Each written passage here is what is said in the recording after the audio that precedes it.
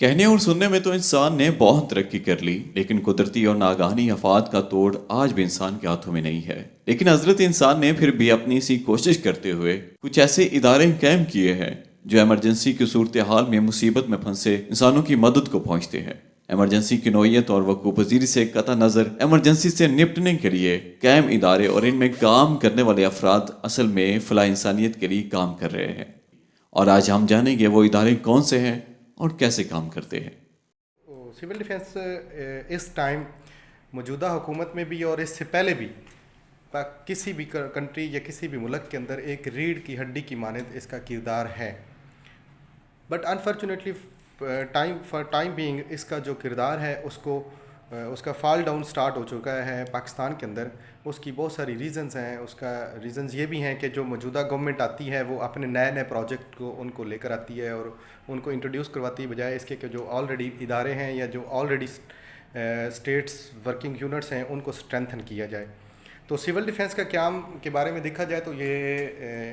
World war جو 1 ہوئی تھی اس کے اندر بہت زیادہ لیول پہ میگا ایمرجنسی جو ہے وہ کریٹ ہوئی تھی، اور پوری دنیا کے اندر اتنی کیجویلٹیز اور اتنی ڈیتھس ہو چکی تھیں کہ ان کو سنبھالنا بڑا مشکل ہو گیا تھا۔ وسائل کی جو ہے وہ کمی ہو گئی تھی اور مسائل بہت زیادہ بڑھ چکے تھے، اور اس دوران جو سب سے بڑا پرابلم آیا تھا وہ یہ تھا کہ جو لوگ جن کی ڈیتھس ہو چکی ہیں ان کی جو ڈیڈ باڈیز ہیں ان کو ڈسپوز آف کیسے کیا جائے۔ تو اس دوران جو اوپر سے ایئر کرافٹس آتے تھے وہ ایسے گولے پھینکتے تھے جو کہ نیچے جا کر کسی بھی بلڈنگ کے اوپر یا کسی جگہ پر بھی گرتے تھے تو ان سے آگ پھیلتی تھی، تو اس میں انسانوں کو آگ لگ جاتی تھی، جس کا اس وقت تک ابھی تک کوئی لایا عمل تیار نہیں تھا، کیونکہ دنیا کسی بھی جنگ کے لیے اس وقت تیار ہی نہیں تھی کہ اس لیول پہ کہ ایمرجنسی ہوگی تو اس کو کیسے ڈیل کیا جائے۔ تو اس میں ایک فرینچ تھا، ایک ڈسپینسر تھا، اس نے جب دیکھا کہ ہاسپٹلس کے اندر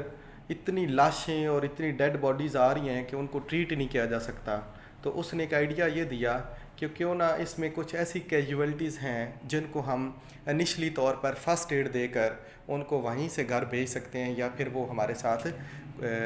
ایک ہیلپنگ ہینڈ کے طور پہ کام کر سکتے ہیں۔ ان کا یہ آئیڈیا بڑا زبردست تھا۔ انہوں نے کیا کیا کہ انہوں نے لوگوں کو اور اسٹوڈنٹس کو اکٹھا کر کے ٹرین کرنا شروع کر دیا۔ ٹریننگ میں انہوں نے یہ بتایا کہ ہم فرسٹ لیول پہ کیسے ہم جو انیشیل لیول پہ آگ لگی ہوتی ہے کسی جگہ پر بھی، کسی پریمسز میں یا کسی جگہ کسی انسان کو، تو ہم اس کو بجھائیں گے کیسے۔ دوسرے لیول پہ انہوں نے جو لوگوں کو ٹریننگ دینی شروع کی وہ ان کو فرسٹ ایڈ کے بارے میں دے دی، کہ کچھ لوگوں کو جو انیشیل لیول پہ جو انجریز آئی ہوتی ہیں جن کو وہیں پر موقع پہ بھی ٹریٹ کیا جا سکتا ہے، ان کا اگر کوئی کٹ لگ گیا ہے، اگر ان کا کوئی برن ہو گیا ہے تو ہم ان کو ایک عام بندہ بھی ٹریٹ کر سکتا ہے وہیں پر ان کے اویلیبل ریسورسز سے۔ اویلیبل ریسورسز سے مراد ان کی یہ تھی کہ جو امپرووائزڈ ہیں، کہ اگر کسی کو اگر کٹ لگ گیا ہے تو آپ اس کی اپنی ہی شرٹ کو تھوڑا سا پھاڑ کے یا کوئی دوپٹہ لے کر یا کسی اسٹوڈنٹ کا کوئی چیز تو اس کو آپ اوپر سے باندھ دیں، اس کی بلیڈنگ روک دیں، ٹھیک ہے۔ اگر آگ لگ گئی ہے تو کسی جگہ پر آگ لگی ہوئی ہے اور وہاں پر واٹر اویلیبل نہیں ہے، پانی اویلیبل نہیں ہے، تو آپ اس کے اوپر ریت یا مٹی پھینک کے اس کو بجھا دیں۔ تو وہ ایک آئیڈیا اتنا زبردست، اس آئیڈیا کو اتنی امپرومنٹ آئی اور اس کو اتنی اس کو اکنالجمنٹ ہوئی کہ وہ آئیڈیا سیکنڈ ورلڈ وار کے اندر ایک ادارے کی شکل میں آ گیا، جس کو ہم آج بھی وہ ادارہ اس ٹائم جنیوا کے اندر اس کا ہیڈ کوارٹر ہے، انٹرنیشنل سول ڈیفنس آرگنائزیشن۔ تو ریسکیو 1122 پنجاب میں 2004 میں سٹارٹ ہوا، لاہور سے ایک پائلٹ پروجیکٹ کے طور پہ، جس میں 14 ایمبولینسز کے ساتھ اس کو لاہور جیسے بڑے شہر میں شروع کیا گیا۔ تو جب 1 سال کی جو پرفارمنس تھی ریسکیو 1122 کی وہ دیکھی گئی تو وہ اللہ کے فضل سے آؤٹ اسٹینڈنگ تھی۔ تو اس کے بعد یہ فیصلہ کیا گیا کہ پنجاب کے سارے بڑے شہروں میں ریسکیو 1122 کو ایکسٹینڈ کیا جائے گا، پھیلایا جائے گا۔ اس سے پہلے کی اگر بات کریں کہ ریسکیو کا کیا سسٹم تھا ہمارے ملک میں، حادثات کی صورت میں کیا ہوتا تھا، تو ایسا باقاعدہ سے کوئی نظام نہیں تھا۔ کچھ این جی اوز تھی جو یہ کام کر رہی تھی،